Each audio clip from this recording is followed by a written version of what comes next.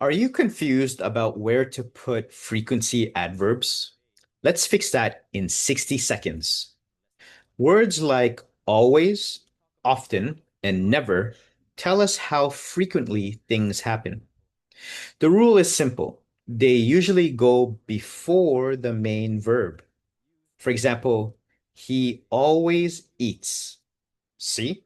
The adverb comes before eats. But wait, if you use the verb to be, the adverb goes after. Think of it this way. He is often late.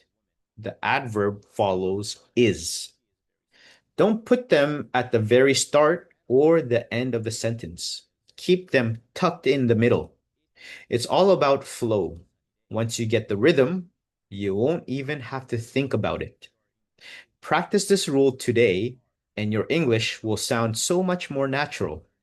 You've got this. Subscribe for more quick tips and master your English grammar.